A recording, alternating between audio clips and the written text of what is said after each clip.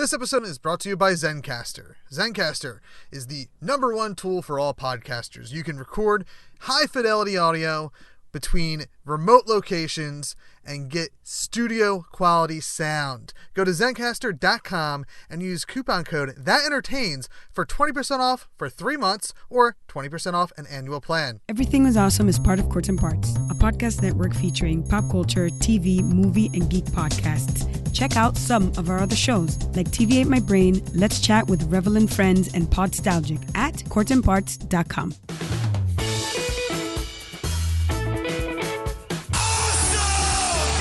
Awesome. Just tell people they're awesome and mean it. Awesome. Awesome. Awesome. Did you have an awesome time? Did you drink awesome shooters and listen to awesome music and then just sit around and soak up each other's awesomeness? Awesome. Awesome. Awesome. That was awesome. You guys are awesome. No, you're awesome. No, you are awesome. Sir, you are awesome. Seriously. Awesome. Awesome. Awesome. Everything is awesome.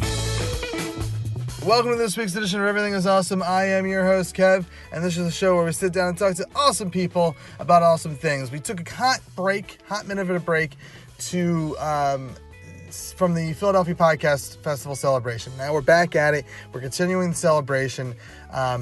This past weekend of shows, I wasn't able to go because I had a wedding that I had to be at. But I know from all the posts that I saw on Twitter, from the Philly Pod Fest, and from all the shows that were participating, and from talking to Jeff Stormer and stuff, everything was great for that first weekend. Thank you guys so much. I don't have any skin in the game. I'm just a show, and I help them out. I'm a volunteer for the festival. So I don't have any skin in the game for the festival. But what I have in it is live podcasting in Philadelphia. And it means a lot to me, podcasting. And it means a lot to me that everyone came out and supported all these shows. So thank you guys so much for your support. I hope if you're in the Philadelphia area, you come on out and you check out the last weekend of podcasts. phillypodfest.com/schedule. Doom Thugs is going to be on June 30th. Everything is Awesome July 1st. Tattooed Moms. If you come out July 1st, you're going to have a great time with our kickoff show, Everything is Awesome Late Night. We're going to be kicking off the last day of the festival. We're going to have Kyle Harris there, a Philadelphia comedian. He's going to come and do a set and just chat comedy with us. We're going to play a game called FOOD FRIGHT. It's going to be 4 food challenges where you can get cash right from my pocket.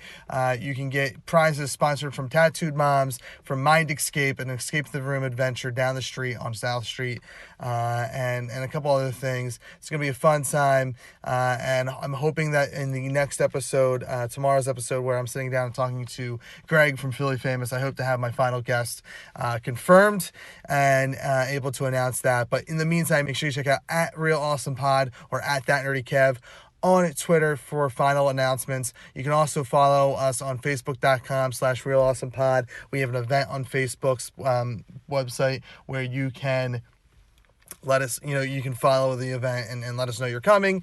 And you can see, that's where I make my announcements first, is in that event page. So you can see our final guest announcement there and anything else that may come up between now and the first. Make sure you support us on patreon.com/thatentertains. 5-star rating and reviews on iTunes and word of mouth recommendations. I had the pleasure to sit down and chat with Mike from Doom Thugs about 2 years ago. It was just after the Philadelphia Podcast Festival 2 years ago. We had met at Tattooed Moms during my show, I believe. He was there for Full Belly Laughs. We ended up talking and connecting, and I really enjoy Mike. And we were going to talk with him again this year. However, he was unable to do the recording. He had some issues going on, some personal issues that he had to bow out for. So I sat down and spoke with Harrison.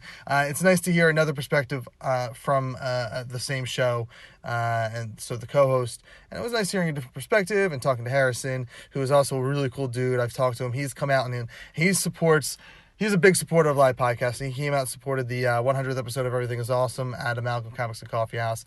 And I've seen him around town just supporting this creative art of ours. So this is an interesting conversation, great conversation. We sit around and talk podcasting and whatnot.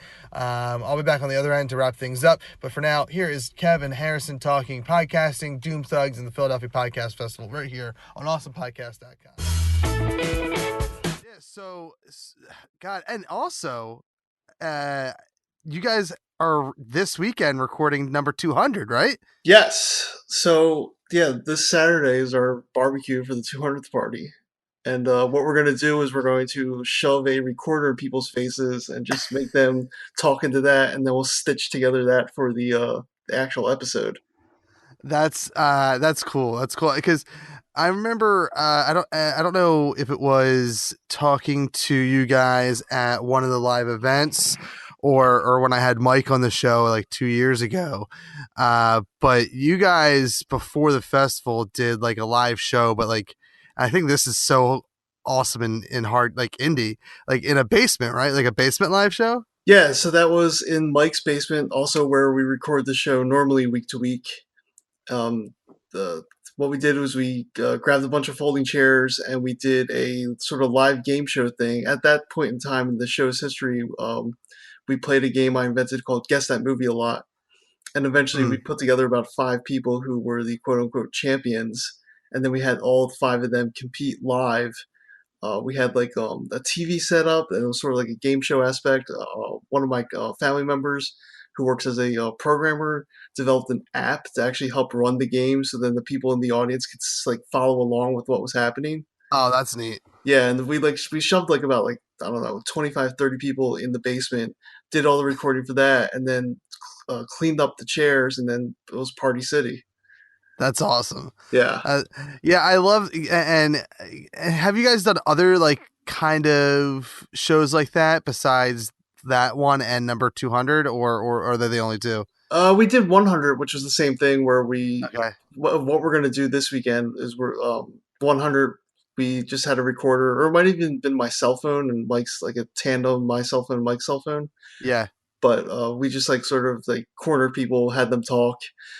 It was mostly just a party to celebrate, but every once in a while we would like drag people into one of the spare bedrooms in Mike's house where it was a little bit more quiet and just like had them talk for 5 minutes.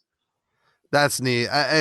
It's you guys do some like awesome like unique things that I was and you guys like are releasing and the like fun facts or you released the fun facts. Yeah, that was my I took that on. I didn't even tell Mike I was doing that, but basically what I did is I spent the last about week and a half started putting together statistics about the show because we're coming up on 200, and we're if you do the math, that's 8 weeks shy of 4 years.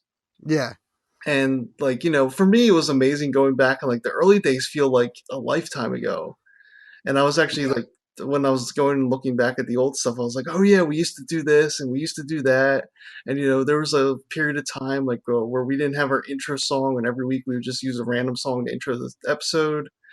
And it was just a fun way to like go back and like sort of find out little facts about the show. Yeah. And also just for me, because like I'm kind of like a crazy person. I was talking about this on a recent episode of our show. My life has unexpectedly become dominated by lists. Like I keep Okay. track of everything I consume media wise, movies, TV shows, books. I have lists of like things I want to watch. I catalog all the stupid little fan mail songs I sing. I catalog all the question of the weeks we ask, like all that stuff. So like those sort of statistics, I've suddenly like immersed myself in, and finding all the facts about the 200 episodes is just like in my wheelhouse now. I guess that's a skill I have now. That's awesome. Yeah, I tried like making like I at one point did actually have like my DVDs cataloged Yeah. and I only did that because I was like, oh yeah, what if like either going digital or there's a fire in the house or something and I lose all these movies. I want to know what I have so I can get them back at some point. And then I stopped doing it. Uh, I just go crazy and have too many things going on to keep track of that like that kind of stuff. But yeah, no, it's really impressive to see you guys hit 200 because gosh, I believe, the first time I talked to you guys was at the 2016 Philadelphia Podcast Festival. I was thinking about that today. I think it might have actually been a few weeks before that. Remember there was the meetup at Tattooed Mom where it was Oh, like Yes, I did not go to that meetup. I was out of town for it. Oh, okay. Okay. So I missed that, but I did.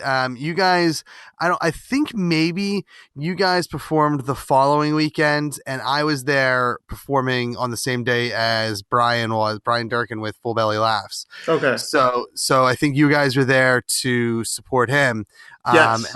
And I know Mike was there. I think I saw you all in the audience, but Mike and I were out like in the bar area talking for a long time, like after the festival or at the tail end of it or something. Yeah. Now I remember now. We met Brian at the meetup, and we went up Yes. to support Brian's show. And I think you were on either before or after him, and that's when you and Mike started talking. Yeah. I think you said because you recognized Mike from the pictures we post on Yeah. but the podcast group. Yeah, as a guy who no longer has hair but used to have long flowing locks, like it was very recognizable, and especially like and it's funny to say back in those days, but like 2.5, 3 years ago, the Facebook displayed that stuff way more often in my feed. So like it was consistent that I saw any promotion that was going on in the Philadelphia Podcast Society. So and I feel like Mike has kind of like a recognizable look to him because of like the beard and the hair. Definitely. And so the colors for Doom Thugs are green and purple. And I kind of forget how we stumbled upon that. But I always make sure the background of everything we post is that bright, nasty purple because it's like so gaudy and eye-catching. Yeah. Well, and those images, like your questions of the week, they always, that's a good thing that you do because it's if someone scrolls like quick through Instagram or Twitter or whatever, that is like an instant stopping point for everybody. I would have to imagine because it is just like an eye-catching thing. Yeah, that was the intent. Like, just because it's a lot of what I do with the podcast or like what Mike and I do is reflective on our habits as consumers. And so I know when I'm on Twitter or Instagram, like I'm flicking as fast as I can. And I'm just like processing all these like images or whatever. And I know if I saw something that gaudy, I would like slow down a bit. Yeah.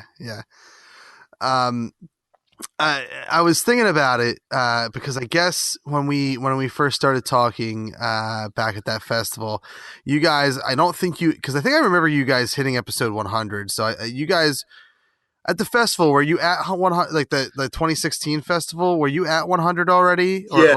That episode was 107 for us.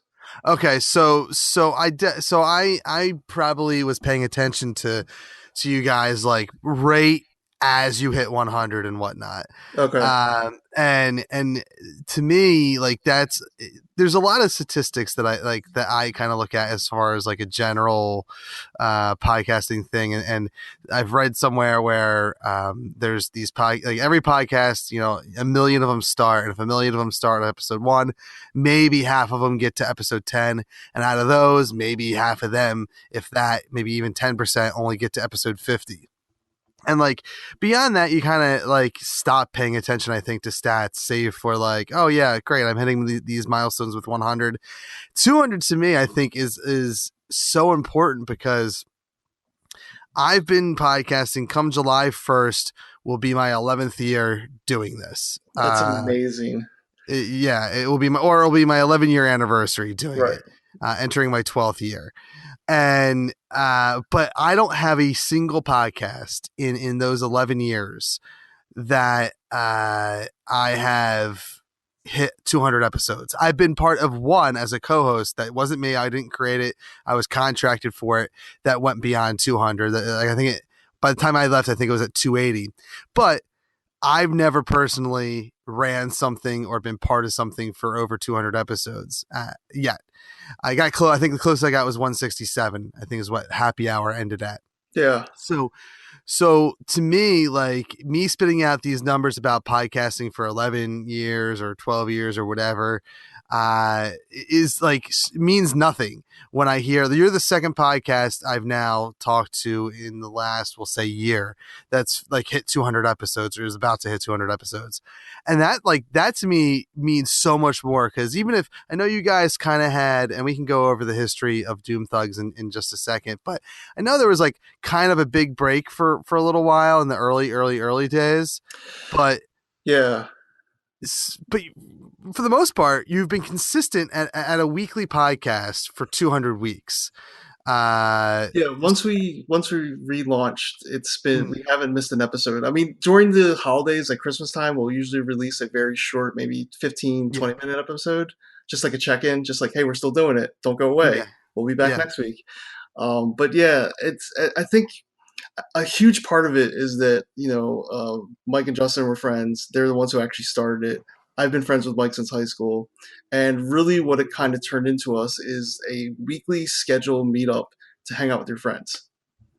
Yeah. And like, I feel like now, like I'm 31, and I feel like now I'm just starting to see like people share memes where it's like friendship in adulthood is saying, hey, let's meet up together, saying that to one another ad infinitum until one of you dies. Yeah. Yeah. And like, but now with the podcast, because we're doing this thing, we have to physically meet up and hang out. And usually it turns into like, start to finish a 3-hour affair. You got like a half hour on either end, warm up, a cool down, then like a 2-hour process of recording. And I just think that's like, like just the camaraderie and just like being like, let's hang out with our friends. Yeah, and that there have been times where I've tried to get like friends of mine from high school that like I consider my best friends, to do that. Like Mike, who is my live show co-host, who is, you've seen him at all the live shows we've done, or most of them, I should say. Him and I, we talk on a daily basis, and we may not see each other on the regular. Like we may only see each other once or twice a month. And then at the live shows, of course, and whatnot, but we talk on a legitimate regular basis. So I don't have the need to like sit down and like have an excuse to talk to him. Like I'm okay. I have kids, he's married, he's busy with all his, his endeavors and whatnot. So I understand why we don't see each other, weekly. But like we have a friend, who moved to DC, who I don't talk to every day. And I approached him, I was like, hey man, because that's like the Kevin Smith in me is he started Smodcast to have a reason for him and Scott Mosier to sit around and talk on a weekly basis. And they just recorded it for fun. And obviously it's blown up since then, but that was like why they started Smodcast. And that's why I've tried doing that with friends in the past, and it has yet to work out. But I think that's on my friend's case, because they're even Mike, out of all my close friends, none of them are podcasters. Like they don't really care about podcasting. Right. It's kind of amazing, even in 2018, to run into people who are like, what's a podcast? Yeah. Yeah. Sorry, I had something stuck in my throat. No, you're good. Yeah, it's definitely less frequent now, because of, I think, like Serial is the show that kind of like opened up everyone's eyes. Like my mom knows what a podcast is now because of it. But yeah, there's still people who don't know or don't care. Like they'd rather listen to radio or music or something like that. And that's like what, like, I would say half my friends are like, and my other half are they just don't care about podcasting like I do. And that's what, in the 9/10 that I've been, years I've been doing this, I would say for like the first, 6 to 7 years, like the podcast community seemed like a real cynical place where no one really liked each other. But I was going to Reddit. I was going to there was no local group at least when I was doing like my other shows.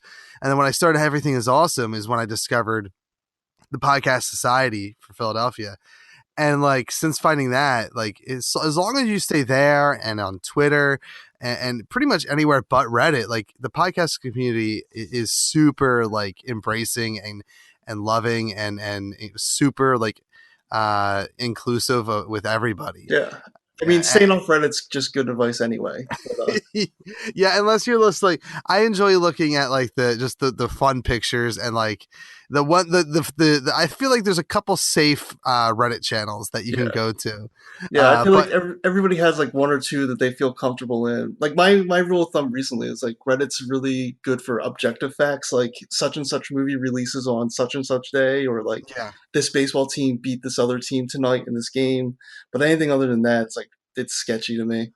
Well, and I one of the things that I couldn't get behind, and again, I think it's the just being a huge fan of Kevin Smith. Like he's like implanted or imprinted on my brain, and I went to a Reddit years ago, like probably like 4 or 5 years ago, and there was these guys talking about like, hey, I want to start a podcast. Like me and my friends want to sit down and talk and just like talk about whatever comes to our mind, and then like someone responded and said, why would you do that? Like there's a million shows like that on the internet. Why that's stupid. Why? And like, to me, like, I get it. Like, I understand that there's a million people doing an interview show that is just me sitting around talking about whatever comes to our mind and whatnot, where I understand that when I used to do happy hour, there's a million shows like that. But like Doom Thugs. Yeah, and like, but like that's what I love about podcasting is that, you know, for me, I like the show with two best friends sitting around talking about nothing. That to me is like the perfect show.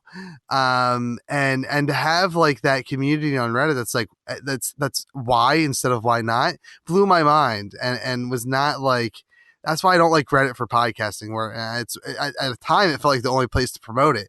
But we've come such a long way. Yeah, I was gonna say like it's kind of blowing my mind that you've been doing this for so long because I personally don't think I listened to a single podcast until 2011 or maybe 2012, Okay. and that seems like that was the early Wild Wild West days. But like you were saying, you started even before then. Well, and I'll get into the early days in just a second, and then we can talk about like your origin point with podcasting. But I'll blow your mind first. I recently sat down and talked to Jared Axelrod, who hosts the voice of Planet X. Okay. And he does, or I'm sorry, she does the Philadelphia Podcast Fest. Last time she did a show actually was last year's Podcast Fest at Tattooed Mom. But she just recently had a child with her wife, and so they took like the last year off from podcasting. But they recently did a show at like Balticon or something like that, and then they're going to Amalgam to do a show there. And but talking to her last night, she said that she's been podcasting for 12 years. And that blows my mind because that's literally the podcasting big boom, like the big bang of podcasting, because it didn't exist prior to 2006. And for me, I first found out about podcasting because of Kevin Smith, and I started listening, I want to say February of 2007, like maybe a week or two after he released his first episode. And then we started doing it. I started listening probably a week or two before I broke my ankle and I had to stop wrestling. Oh man. And that's like a crazy confluence of events. Yeah. Well, and so I don't talk about too much anymore because I think I spent the first 2 years of this podcast talking about my wrestling, but I used to do wrestling like way back in the day when I was in high school in the backyard, and we eventually like went and got a license and did all the right things that you had to do to like legally wrestle in the state of Pennsylvania. And I did that for, years. That was like my big passion. And then when I broke my ankle, I started listening to Kevin Smith more and probably like another podcast or two at the time. And I had always like wanted to do radio.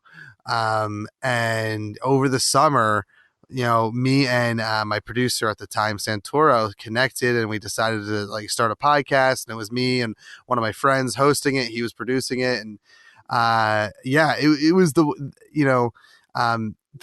true Wild Wild West days of podcasting back then. I'll keep it short. But like in order to do what we're doing right now, back then involves like 3 or 4 computers to really get a good show polished together on the producer's end. So on my end, and then and now here we are. I have one computer in front of me with a USB microphone, and I assume you're probably the same on your side. Oh yeah, yeah. And Uh, and how would people even listen to it? Like would they have to have a special computer program, or they just download no, it files was it. individually? No, it was still iTunes. It was still Oh, iPods. I mean, okay. the reason the word podcast exists is because of Apple's and and the iPods. I want to say they were available like as soon as iPods came out, or at least shortly thereafter. But podcasts have existed beyond, like since probably since the internet, because radio shows used to um, take their programs, cut out the commercials, probably, and cut out the music usually, and create what they would call a webcast and throw it up on their website, and you could download it that way. It would take forever to download, but if you wanted to listen to, I think Kid Chris did it. No, yeah, because he was around prior to me podcasting. So if you were a fan of 94.1 back in the day with Stern and Opie and Anthony and stuff like that, at one point, like, they had webcasts on their website that you could download and listen to whenever you wanted. Yeah, it's always been my you can tell me if this is true or not. Been my perception that Ricky Gervais's show was often considered one of the first podcasts. It's definitely one of the first. He was before Smith, but not by much. And I mean, that was one of the reasons why they started a podcast, was because of Ricky's podcast. One of the first podcasters is Leo Laporte, I believe, or Yeah, Laporte. I know that guy. He had a show on Tech TV, which was then bought by G4. Yeah, and he is, to my understanding, almost. I don't know if he's credited as the original podcaster, but if there's like a founding father list of podcasters, he's definitely one of them. He was one of the first, and I believe you got. I would I honestly put Gerald Axelrod up there as one of the first, because she did it 12 years ago, right when she got the idea from one of her friends who were doing something similar, but it was almost reading. The original concept for them was like reading short stories and putting it up on the internet that way, which 12 years ago was I think groundbreaking, but not so much anymore. Now they do something else because it just makes more sense too. But yeah, I mean, it's crazy being part of something for so long. I spoke to actually this afternoon, I interviewed a 21 or 22-year-old podcaster, meaning that they've been alive, or podcasts have been around for half their lives. It's nuts. It's like, Yeah. like you and I'm only a few years older than you, so you and I grew up with radio in the car. Right.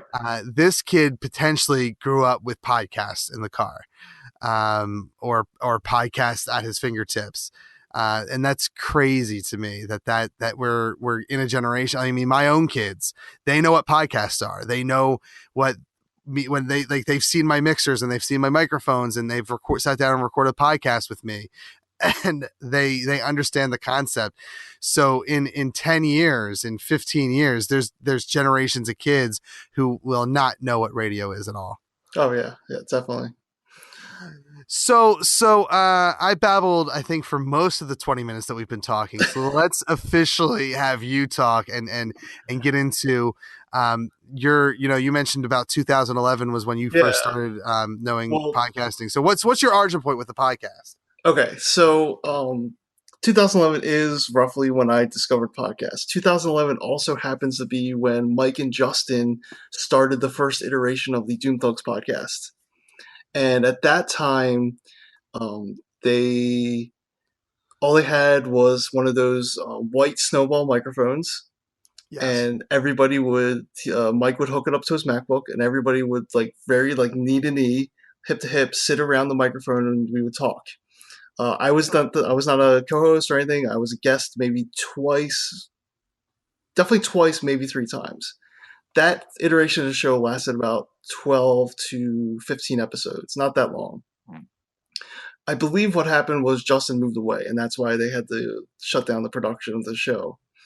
And then, I forget why, I but at some point in the summer of 2014, I started hearing rumblings that Mike wanted to start doing the podcast again. Actually, I remember now. In 2013, Mike and I tried jumping into the YouTube Let's Play genre of Okay. videos, and we had a channel called Robot Feelings with a Z at the end, Mhm. and we did that for a solid 6-8 months before burning out because hats off to the people who do that well, but that is kind of exhausting playing video games and talking at the same time. Yeah.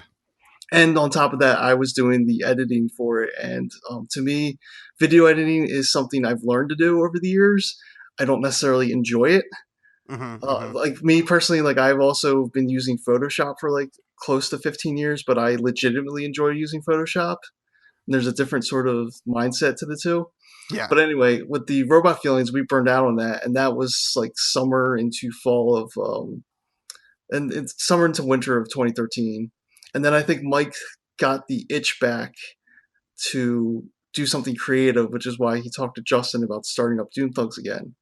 So Doom Thugs, second iteration, second go around, officially drops episode 1 on August 15th, 2014. Okay. I was guest on the second episode, and then I was guest on like episodes, I think 5, 8, 14, and 15. And so like I was definitely one of the heavy hitter guests at the beginning. During that time, those early first couple of weeks, they had a website up, and it was based on WordPress, which we still have it based on WordPress, and they had the most god awful ugly theme. It was basically just the like the H3 heading for the title, and then just the paragraph text and the player. Okay. And I said, guys, just please, just give me your login info and just let me like tinker around with this and like get it looking nice. And so what I did was I found the theme that we're still using to this day, and I just sort of like changed all the colors. I like set up all the sidebars, all the different jazz you can do with WordPress. And after that, they just sort of like asked if I wanted to be a permanent third co-host. Okay. And then for like roughly the first, I want to say 30 episodes I was on as a third co-host, they would still jokingly, like sort of half teasingly refer to me as the secret guest. And then at a certain point, they just dropped that thing. Like I said earlier, like at the very beginning of this recording, just going back and like listening to some of the older episodes, it's funny all the little running gags and stuff that we used to have, that we used to do every week, and now then at a certain point you just drop it, and then it becomes a distant memory. Yeah. But yeah, so and then we've just been keep trucking along. We're up to 200 now. Around episode 100 is when Justin's life got a little bit crazy, so that's why he's stepped away for the past 2 years. Okay. We still totally consider Justin the third co-host of the show. He's still on the main site header image. He's always welcome to jump in, but the deal. I mean, he has 2 small kids. He just has, his life is taking him in a different direction. Yeah. But he still pops in pretty regularly. Yeah, I mean, having kids definitely changes everything when with whatever you're doing, and it's funny because having kids is what eventually had me stop podcasting for probably about 3 to 4 years. But they're also what made me start doing it again, because my kid saw all my stuff, my son, and he's like, "Oh, what's this, Dad?" And I explained it to him. We set it up, and we recorded a little bit, and then eventually I was like, you know what, I need to do this again. But yeah, it's I don't like anyone that ever tells me is like, yeah, I took some time off because of kids. I was like, oh, I get it, totally Yep. get it. Yep. Like it's, I think most people get that, and I think at least in the podcasting people, they get it no matter what the reason is, because podcasting is something that you make $0 on usually, Oh yeah. or very That's little.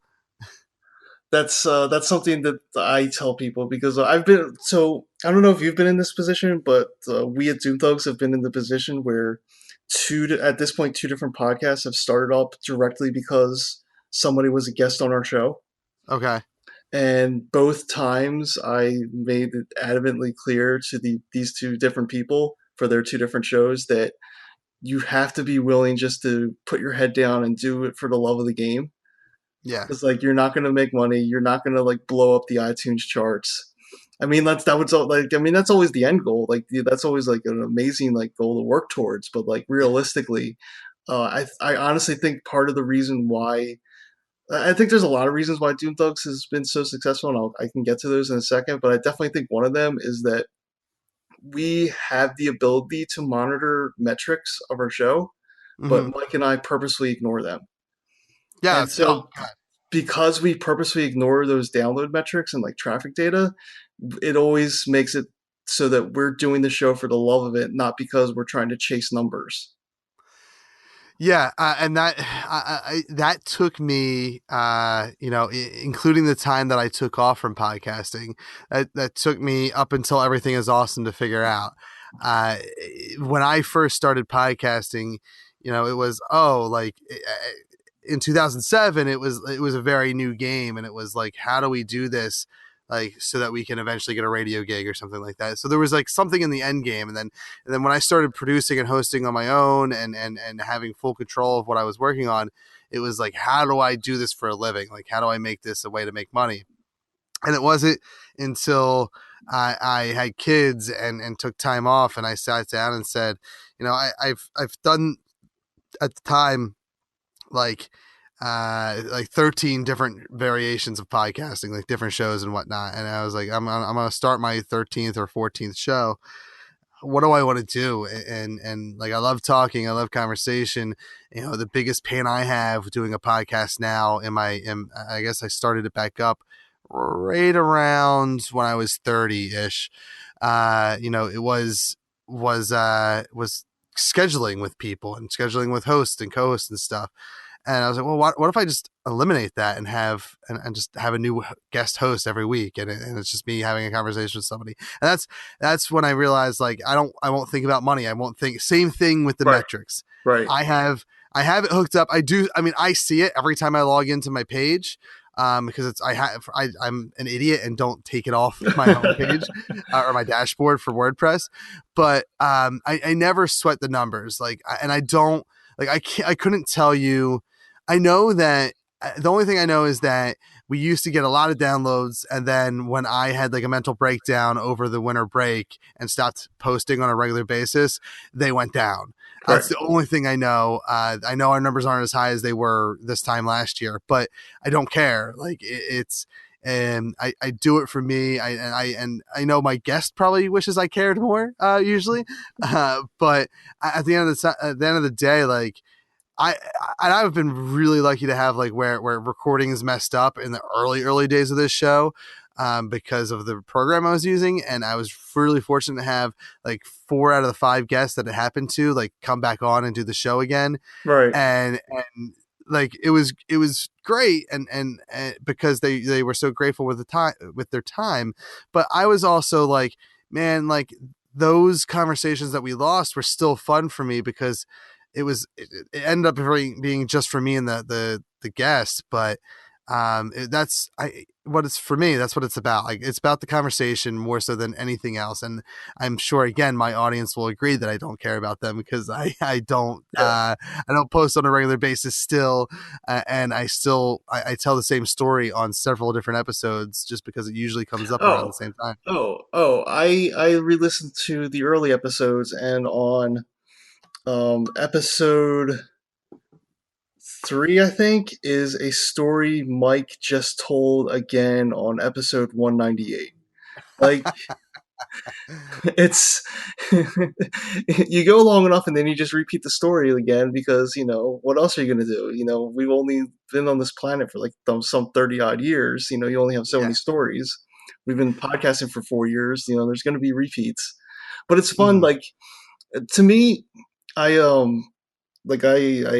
fancy myself a writer, Okay. and like I always like stories and things. And to me, it's always interesting when you hear someone tell a story and then you have a record of that, a podcast episode, and you hear them tell that story again 4 years later. And it's so interesting the little subtle variations to hear in the way they tell the story.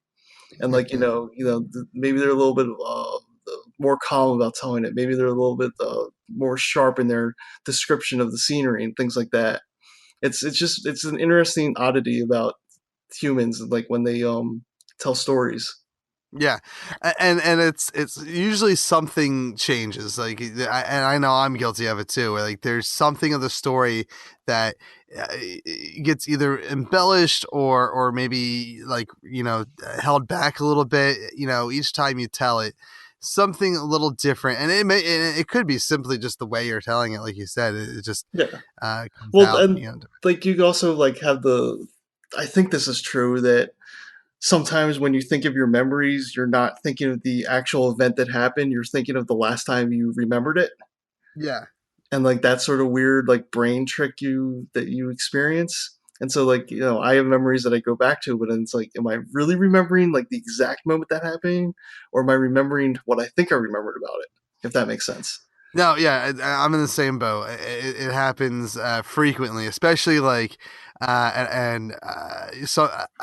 I like to use the excuse of I'm sure in my years of wrestling I was concussed. So like I've taken a lot of shots to the head in like the like from 16 to I think about I guess I was like 21, 22 when I broke my ankle. So for those like 6 years or so, I took a lot of shot from chairs and just banging it on the ring and whatnot. It took a lot of headshots, and I'm sure I lost some brain cells, and especially those memory ones. So yeah, I totally get it. Yeah, I use the excuse that I'm part robot, and because my brain is so dedicated to consuming mass quantities of entertainment, it's like, there's got to be some room for all this useless trivia I have about, the Terminator franchise. Well, and so how do you, with being a writer and working on the podcast and doing all the extras things that you do for the podcast, how do you find it? I find I have a hard time balancing being a creator and a consumer at the same time. Like I'm either in full on creative mode where I stop paying attention to all my CW shows, and then I'm suddenly I'm a month or two behind, or I'm in full on consumer mode where I have not posted a podcast for a month. Yeah, that's interesting. I think I might be the same way, except I lean towards the consumer side more because I'm more like inherently lazy. Yeah, yeah. And I just have this sort of like I don't know, character flaw where I just feel like it's fear of missing out, that that phrase people use. It's like, oh, I gotta watch this movie, I gotta watch this TV show, I gotta read this book. And then with the creating stuff, I find that I have a really hard time getting over that initial hump of like, okay, I'm gonna start working. But then once I do start working, I'm in like a frenzied state. Yeah, and I talked to someone who I haven't heard from. They were supposed to start a podcast, and I was going to edit for them, but we were chatting about podcasting and like biggest hurdles, and I was like, honestly, like I think the biggest hurdle for anybody is just doing it. Like if you just hit record and go, then that's like that first major hurdle you've jumped over, and then you can get to episode 10, and then you can get to episode 50, and then you can get to whatever other milestones you want to set for yourself. But you first have to hit record. Yeah. And I give that advice a lot to people who ask me, about podcasting and want some advice. I don't listen to it myself though when it comes to like writing projects, because I've am I consider myself a storyteller. I don't, more than anything else. I don't consider myself necessarily a podcaster or a writer, or like I've dabbled in film, and so I don't really call myself a director. I like the term storyteller because it encompasses all the mediums. And but when it's that screenplay or that novel that I want to write, all these things that I want to do and write, it's like, well, I could start this. I really want to. I have a lot of good ideas, and all the notes I have are really good, but I also want to watch the Flash run real fast. Right. And I do use, when I'm not podcasting, I can usually separate from being a consumer and say, all right, I'm going to put my full energy into it. But all the other projects that I'm probably like afraid of, like either feeling like I failed or whatever it is in my head, I always find a way to put consumer ahead of that. Yeah. Yeah, for me with the podcast though, I always feel a little bit like a fraud because another reason why I think our show's been so successful is that Mike and I have a very clear division of labor. And so Mike's roles on the show are audio engineering, booking guests, and then during the actual episode, steering the course of the conversation. And then whereas my role is a lot more on the back end of the website and doing all the social media. And so like when Okay. I hear like you or like other podcasters talk about like, the creative process and like editing shows, I've literally never done that. I barely know how to use Audacity. Like I could stitch together 2 clips, but that's about it. But what I do is, and I actually don't know if you remember this, I posted a really long message on the Podcast Society page about my experience doing the fan interaction every week with Doom Yes, Thugs. yes. And that's just been a really interesting journey. That's just something that, first of all, we didn't get our first official piece of fan mail or fan interaction rather until episode 55. So that's over a year into the show. Yeah. And like I know some people like are just like, well, why aren't they responding to me? It's like you gotta have patience. Like you can't expect to start a podcast and then 3 weeks into it start getting people to like comment on your Facebook post or whatever. But it's just been really interesting, like learning how to navigate social media, learning how to phrase questions, learning how to like think of questions that will promote the most interaction. And that's sort of been my like creative journey with the show is like shaping the way our fans interact with us. And sort of like just keeping that, it's like keep stoking that fire. So it's like, oh, it never really burns. Every once in a while, I will post a stinker of a question and like we'll get like no responses. But, just sort of that idea of like stoking that fire and keeping it up and like just sort of generating that sort of content. Yeah, and that's something that as a single podcaster, I miss greatly from working with a team because you did have that split in the division of labor, because like that's what you do is my weakest point. Website I'm fine with, but the marketing part, like the social media and interaction with the fans, unless it's like in an audience or it's like just a quick tweet back and forth, I'm terrible at it. I'm terrible at promoting the show. I'm terrible at like really kind of making an imprint on social media. But that's just my weak point, and and honestly, I'd rather not do it. Like I've tried many of a time to bring someone in to be like, hey, just be my social media guy, and it doesn't work. But yeah, doing the social media, like there's always, I feel like whenever you're trying to like, because I've also had jobs where like I've been in like different mom and pop stores, like helping them with their websites, and like whenever I've had to do website or social media work, there's always a small little part of my brain where I'm like, just turn off your shame and just jump in there and just like promote the show, like promote this product. Like you got to get over like the awkwardness of like, I don't want to do it. I feel scummy. It just feels like fake. And once you like turn that part off of your brain, it becomes easier.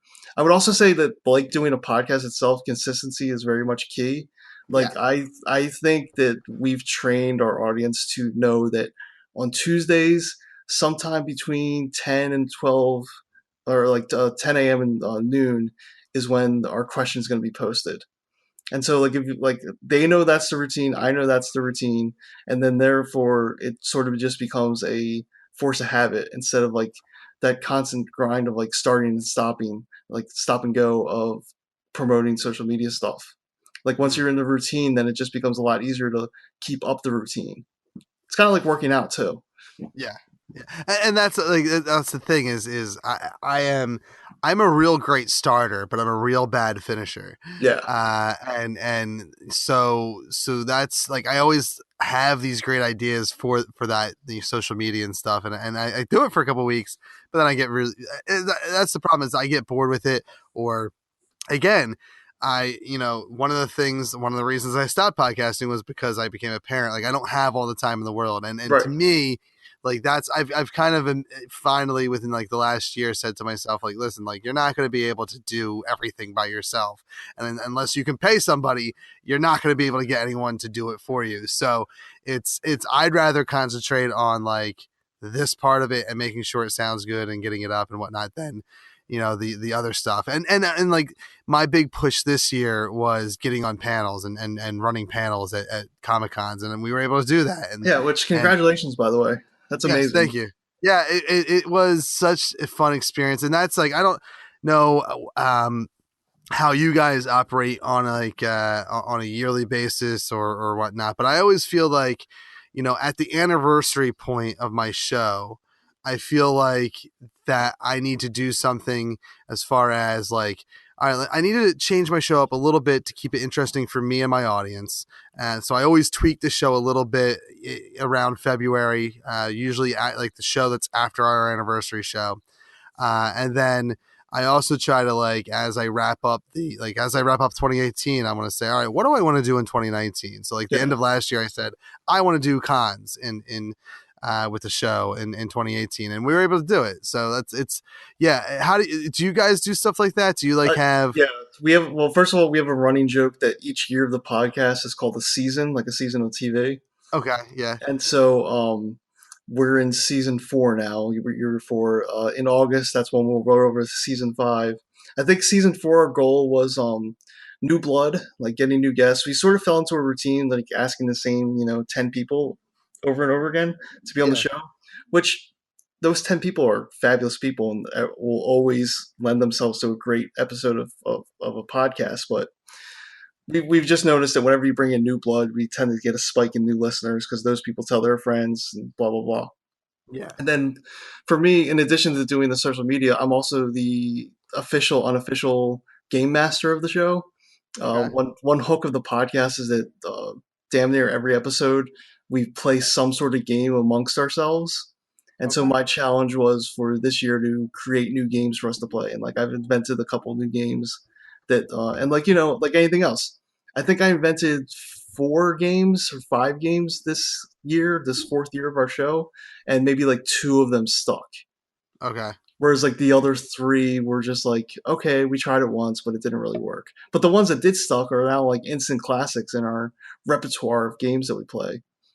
Yeah, that's neat. I love because I was looking at the stats and I was like, and because I fancy myself as someone who can like come up with things and make things interesting. And one of the things I haven't been able to crack is for the live shows when we do so for Everything Is Awesome. I want to say with episode 100.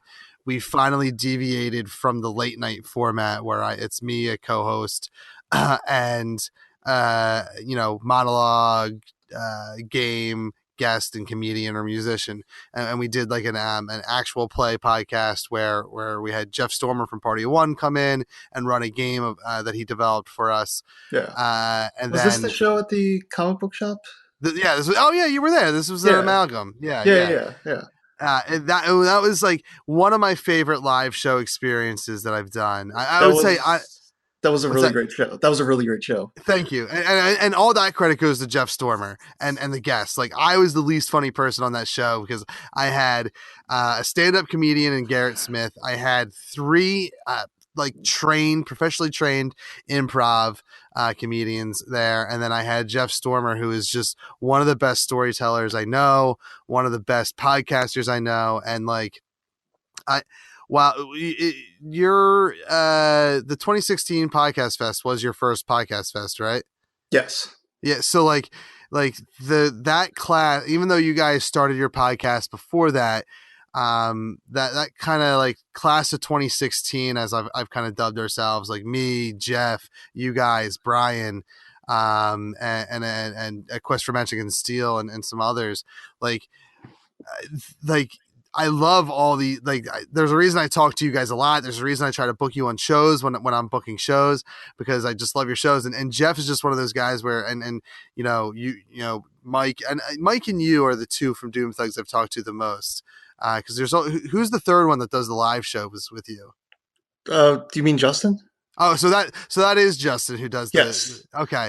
I Yeah. wasn't sure because you guys talked. You said he doesn't really do it anymore. I was like, all right, well maybe that wasn't Justin then. No, just to reiterate, Justin was like a mainstay from episode 1 until 100, and then from 100 until now, he's just sort of popped in infrequently. I would say like maybe once every month and a half. And Okay. then we do try to get him on the live show because it's a live show. People are actually coming out to see us. We try to Yeah. make it feel a little bit more special. That's also why we do like all our live shows are we do a lot of our games. Like normally a normal episode of Doom Thugs we play one game.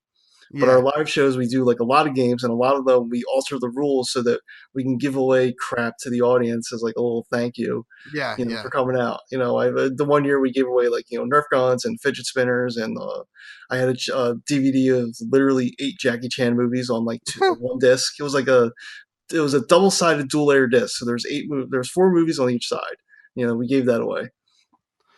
Yeah. I your live shows are amazing. Like it was. I remember. Did I see you guys live at the Podcast Fest? I don't think so, because I don't think I was able to get out there for the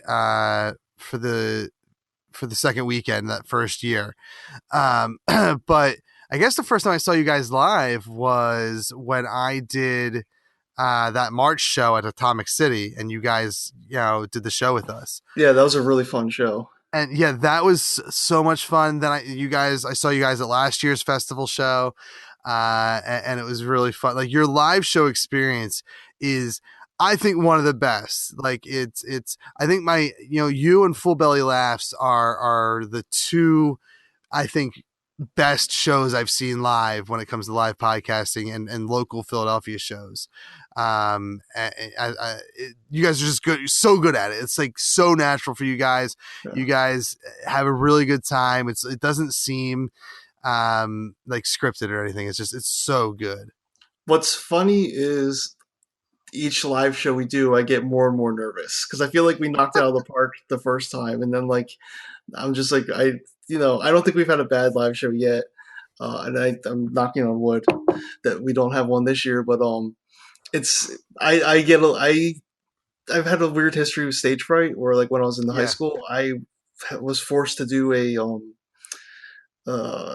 speech like that I wrote, like just like on whatever topic. Like it was probably like why our school shouldn't have school uniforms, because that's what every high school kid writes about. Yeah. And I was forced to stand up there, and I was literally shaking with fear, and I could barely say anything. And then when I was in college, everything I did extracurricularly was related to comedy. Like I joined a comedy club. My college had its own TV station, so I joined writing staff on TV shows. I did satirical print essays, and freshman year just decided to do stand up, and I just got up on stage and I just did it, and like it was almost like instantly that washed away my fear of stage fright. Yeah. No, I'm the same way, and it's one of the reasons why I would say for the last 2.5-3 years I've been talking about going to FIT and taking an improv class, and I hate doing live shows. I mean, I love it. I love live shows, and I love doing live shows, but after nearly 11 years of doing this, and I've lost count of how many live shows I've done over the years now. Every single live show I still get nervous about, especially and we've only recently kind of since episode 100 changed the format of our live shows every now and then. So the late night ones I always get nervous about because that like it's on my shoulders at that point. I get way less nervous about like and we've only done the one actual play one that you were at, but like that's no pressure really on me because I surround myself with talented people on purpose to make sure that it succeeds. And then recently we started doing the panels at conventions, and that's nerve wracking because like, are people going to come to this? And then once you're there and people show up, and again, I have, up to 3 or 4 other people up there with me to not fail. So, Right. The panels have been a great experience and whatnot. And we've kind of, we've decided I want to find a place where like my 2019 goal I already know is to do like what Brian is doing with Full Belly Laughs, have a home where he's doing a monthly live show. I want to do a monthly live show. The disagreement that my co-host and I have about it is, should it be at the same venue every month, or should we mix it up with like late night at Tattooed Moms and actual plays at Amalgam and panels at conventions and South Street Cinema. And that's like where where I'm at right now with live shows, because like I'm ready to, I think, try to grow my audience that way versus the old way that I'm doing it, through social media and regular Right. podcasting. Yeah, and I definitely feel like I'm of the opinion that everything about society is a pendulum. And so, we just went through about 10 years where like everything shifted to you have to be online, to now, it's swinging back where, you hear stories about bands don't make money through Spotify or iTunes. They make money because they're on the road, 30 weeks out of the year doing tours, selling merch like that. And I think the pendulum swing back where like now people in our position might have to start doing live theater, like live shows, to gain an audience and stuff like that. Yeah, and I'm a firm believer in it, and I mean, you guys know, because for a while I was doing. I would say that the year that you guys did the live show with me, I did. I think I hit 5 live shows that year, and my goal was 6. And that was 2017. So in 2018, again, my goal was 6 shows, and I think, depending on how Keystone Comic-Con plays out, we're going to go beyond 6 live shows, because we might be doing more than one there. But I still want to I want to experiment with that more. I think there should be. I feel like Philadelphia, as much as it feels like the podcasting capital of the world, or at least of the state. I feel like there's not a lot of live podcasts that go on outside of the Philadelphia Podcast Festival, unless somehow I'm involved. Like, I don't ever see. Every now and then I'll see like a major one come through town, but like I don't see indie guys going out there and doing live shows often. Unless it happens to be January when I'm running my one-day festival, or when I'm doing one of my monthly shows and I pair up with the second podcast. Yeah. I don't, and that's not to, like, I'm not trying to like sound like, oh, it's all me, but like, I just don't see it or hear about it. Like, I don't. I mean, I'm not terribly connected to the goings on of the city of Philadelphia, even though I've lived in the Philly suburbs my whole life. Yeah. But I've always gotten this sense that Philly is this like weird pocket where like culture doesn't always pass through. Like, from me, like my main hobby is actually like I'm a movie guy. Yeah. And it frustrates me to no end that when some super awesome indie movie is in a limited release, they get released in LA, New York, Chicago, and like maybe like 2 other cities, but it's never Philadelphia.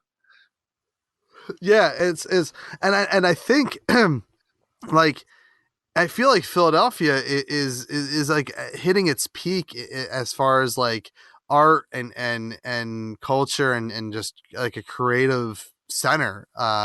There's a lot of like, there's a hotbed of comedy here. There's, I like I said, I think podcasting is huge. I feel like film is getting bigger here in Philly.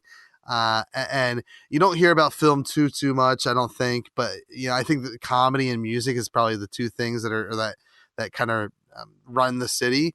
But I think I definitely think I told Mike this. I don't know if you were part of that conversation, but back when we did that show at Atomic City Comics, like my goal is at some point to make Philadelphia be a place where you could look in the paper or you go walk down a South Street or something and have the option to go to a comedy club or go to a music venue or go visit a live podcast. You know, I want podcasts to be mainstream in Philly as far as a live entertainment choice. Definitely. That would be amazing.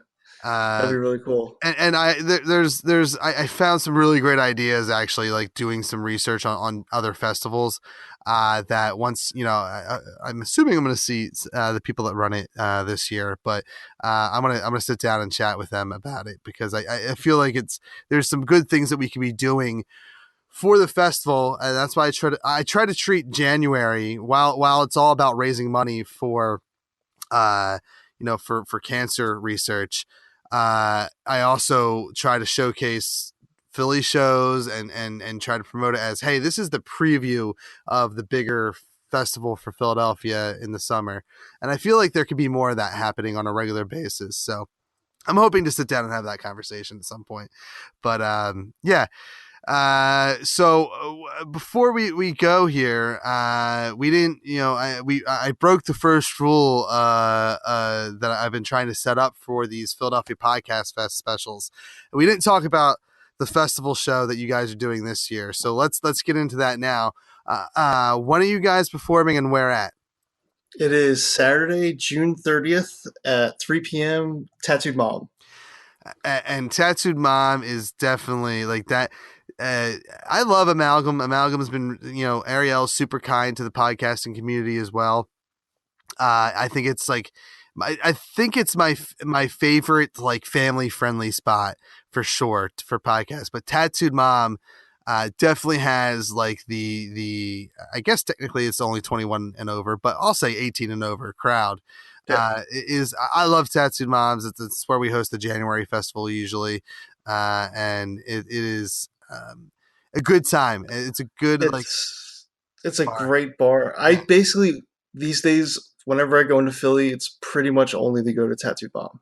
Yeah, I'd say I'm in the same boat. It's South Street or Amalgam. They're like, I'll go somewhere on South Street. Usually I'll stop into Bridgeset Sound to say hi to Steve. And then I usually go to Tattooed Mom. South Street Cinema is a new like spot for me. Like that was we did a show there. That was so fun. We screened Army of Darkness and then did a podcast afterwards, and it was a lot of fun. And then we and then Amalgam down on Frankfurt is another just fun spot to go to. Yeah, definitely. So anyone that's listening, I am I'm a huge fan of the festival, huge fan of Doom Thugs and what Mike and Harrison and Justin do for their live shows, and so if you're in Philadelphia, check out the festival. It starts on June 22nd. With I believe good comedy with Eavesdropping on America, and then all weekend long, the 23rd, the 24th, going into the following week with June 30th and July 1st at Tattooed Mom and Amalgam Comics and Coffee House, Red Cap, Uncle Bobby's, Fit and good comedy and some other places. So many venues. I think we're up to 50 plus shows that are taking place over the weekend. At the very least, come out the second weekend at Tattooed Moms and see Doom Thugs and hang out. Find an Airbnb and come down on July 1st and see Everything Is Awesome. We're kicking off the last day of the festival. I'm really excited about that. I think this is the third year in a row that we're playing the festival, and right after us, it's Full Belly Laughs. We have I don't know if they're doing it in ABC order or if it's just a good combo that they've noticed that we have with each other. But I'm really excited to always have. I feel like the perfect combo is because I believe last year's festival, you guys were on the same day as us. We were on right before you. I was gonna say, I think you guys were right before us. I love that because I loved being in the middle because I felt like you guys brought in a good crowd, and some of them stayed for my show, and then people came early for Durkin's show. So I just got a benefit from you guys. Like I stole your crowds. So I'm a little disappointed that we're not on the same day this year. I'm not gonna lie. I know. I thought that the organizers knew that we were like a trio of podcast buddies. Yeah. I feel like that's, and again, I feel like it's ABC order. Like it's Right. Doom Thugs, everything is awesome, full belly laughs. It just makes sense, guys. I'll see what strings I can pull for next year. But yeah, I forgot to mention that if you come to Doom Thugs, you'll get to see 3 idiots dressed up in suits during the dead of summer in a non-air conditioned building. Or is Tattoo Mom air conditioner or not? I can never tell. No. Sweating. Yeah, I'm sweating so bad when we do those shows. If it is, I don't realize it myself because I'm usually wearing. Like, I think this in January I was wearing a hockey jersey, so it made sense because it was January, but I was still sweating. And yeah, in the summer I do this. I don't wear the full suit. I don't fully commit. But yeah, you guys set a standard for dress attire at these shows. Before I officially let you go, give out any plugs you want to give out for you, the podcast, whatever. So for the podcast Doom Thugs, on Twitter and Instagram, we're at Doom Thugs. On Facebook, we're at Doom Thugs Podcast. Like I said, every Tuesday is when we post our question. Please, by all means, give us an answer, and we'll read back your answer on air and discuss it and have fun. And then, sorry, I'm blanking. For me, I am on Twitter. I am Dr. Awesome86, but it's spelled like Drawsome, and most people just call me Drawsome. On Instagram, I'm Harry, aka Big Perp. I love the handles on both those mediums, those social medias. Yes, they're great. Part of me wishes that I had like consistency because it's like confusing when you have to tell people like 2 different things. But yeah, it's already set, and I know I can change it, but that's not happening. That's the one thing I'll end on this note. I'm terrible at social media, but the one thing I'm kind of good at is branding, at least. And I feel like I'm terrible at branding my individual projects, but branding myself, like kind of like how Kevin Smith has branded himself. Like I used to be just at HHWST no matter where on social media, and then I abandoned that gimmick for at that nerdy Kev, and I've been real good at keeping that the same across the board. Now I just need to interact with people, and then we'll be good. Harrison, thanks for doing the show. It was a pleasure talking to you, and good luck. Thank you. I'm glad I finally got to do this show. Yeah, totally. I'm pretty sure we talked about it, and I don't know why I didn't make it happen sooner. Probably because at one point I went into a terrible mental unstable condition. So. And you have to make the trek down to DelCo to record with us in studio. Yeah. Mike and I have talked about this numerous times. We'll make that happen for sure. I feel like this is the summer that I'll do it. We got to make it happen. So it will be post festival for sure, but we'll make it happen this year. Right. That'll be awesome. Awesome. Well, thanks for the show, for doing the show. Also, thanks for Doom Thugs. I am going to thank you for that show because it's an amazing show. All right. Thanks to Harrison for being on the show. Make sure you check out Doom Thugs live on June 30th at 3 p.m. at Tattooed Mom as part of the Philadelphia Podcast Festival. It is the second to last day, and it's going to be a good time. I believe on the 30th, there's a couple of different venues. I believe Fit and the Troc and Tattooed Moms. Definitely Tattooed Moms, and I think the Troc are definitely going to be 2 spots that you can check out shows. Tattooed Moms is free. Troc has some cost involved, but come on out. It's going to be a good time, and I guarantee Doom Thugs puts on an amazing live performance. So come out and support Harrison, Mike, and the whole Doom Thugs crew. And make sure you check out phillypodfest.com/schedule for the complete schedule for the remaining weekend, June 30th and July 1st. And July 1st at 1 p.m. Everything is Awesome Late Night is kicking off the last day of the festival at Tattooed Moms. It's going to be a fun time. As I mentioned earlier, we're going to be playing a game called Food Fright with prizes from Tattooed Mom, from Mind Escape down in South Street, and cash for my pocket and some other prizes that we have yet to announce. We'll have Kyle Harris, Philadelphia stand-up comedian, on hand to do a 5 to 10 minute set with us and sit down and talk comedy and just his career here in Philadelphia and whatnot. And hopefully we'll have on tomorrow's show, we'll have a confirmation of our final guest that will be with us. Of course, Mike and I will be there. It's going to be a fun time. Support us on patreon.com/thatentertains. Word of mouth recommendations and 5-star rating and reviews on iTunes. And I just need to take 1 second and say thank you guys so much. If you're still listening to this part of the show, you are a Diamond Club member, guys. Thank you so much for your support in listening to this show. You could be doing anything in your hour and change, and you decide to listen to me. And in the last few weeks, I've been posting multiple episodes a week. So you guys are amazing, and thank you so much. And I hope we get to see you at the Philadelphia Podcast Fest. If you come out, make sure you say hi to me after the show, before the show, whatever. We can have a couple drinks. I'll be running things at the venue, so I'll be there all day. Come hang out.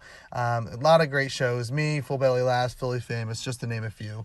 PhillyPodFest.com/schedule for the complete schedule. Make sure you check us out on Twitter at RealAwesomePod, me on Twitter at ThatNerdKev. We're also on Facebook.com/RealAwesomePod, which is where I usually post my events first and foremost, and then go from there. And of course, you can find us as part of the Core Temp Arts Podcast Network on CoreTempArts.com, and we are on AwesomePodcast.com as well. And you know what? Thank you guys so much for being awesome.